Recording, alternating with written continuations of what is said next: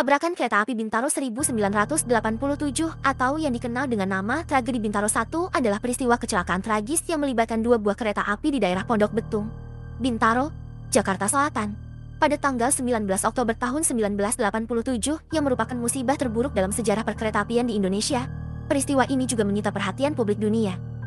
Dalam kecelakaan ini, rangkaian kereta api Patas Merak jurusan Tanah Abang Merak yang berangkat dari stasiun Kebayoran K220 bertabrakan dengan kereta api lokal Rangkas jurusan Rangkas Bitung Jakarta Kota K225 yang berangkat dari stasiun Sudimara. Penyelidikan setelah kejadian menunjukkan adanya kelalaian petugas stasiun Sudimara yang memberikan sinyal aman bagi kereta api dari arah Rangkas Bitung.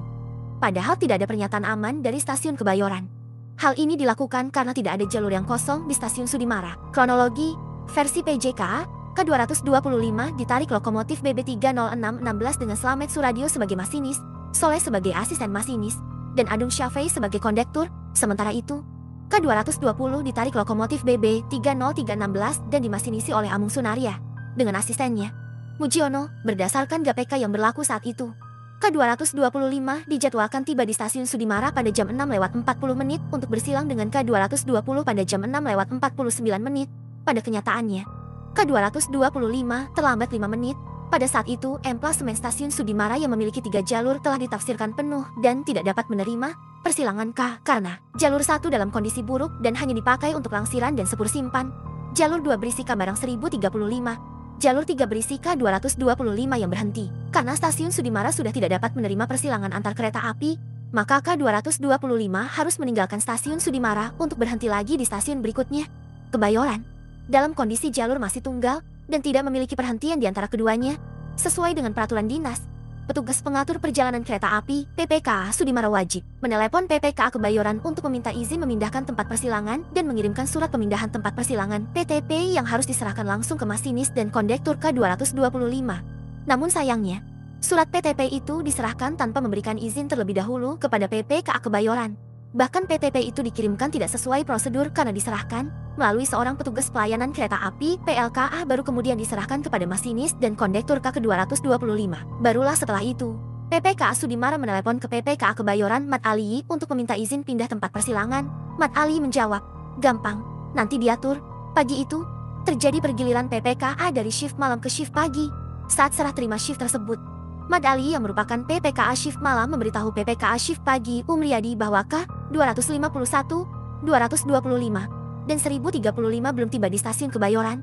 K251 sedang melaju ke arah Kebayoran untuk bersilang dengan K220. Begitu K251 berhenti di Kebayoran, Umriyadi meminta izin memberangkatkan K220 namun Jamhari menjawab, "Tunggu aman saya lagi sibuk, seharusnya sesuai prosedur yang ada."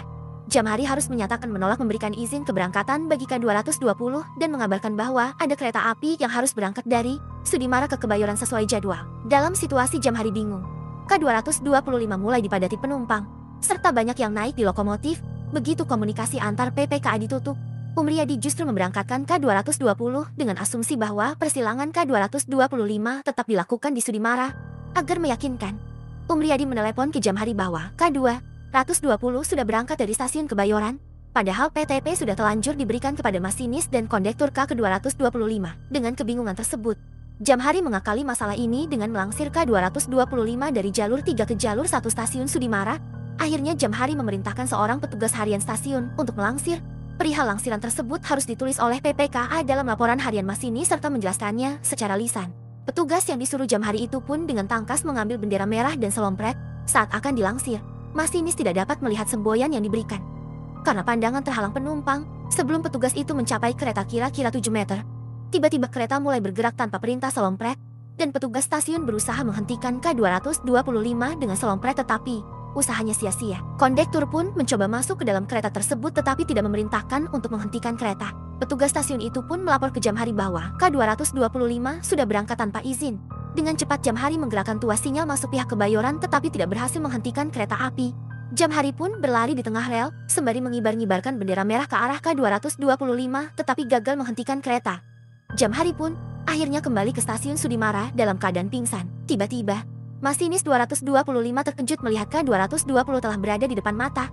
Meski sudah menarik tuas rem bahaya, tabrakan tak terhindarkan. 8 tabrakan ini terjadi pada tikungan es. Kamu 17 tambah 252. Total kerugian material yang diketahui berdasarkan laporan akhir PJK tersebut adalah 1,9 miliar rupiah. Korban, tewas 139 orang dengan 72 tewas di tempat dan sisanya meninggal sekarat. Dari 139 korban tewas, 113 diantaranya sudah teridentifikasi. Total 254 luka-luka dengan rincian 170 orang dirawat di rumah sakit dan 84 orang luka ringan.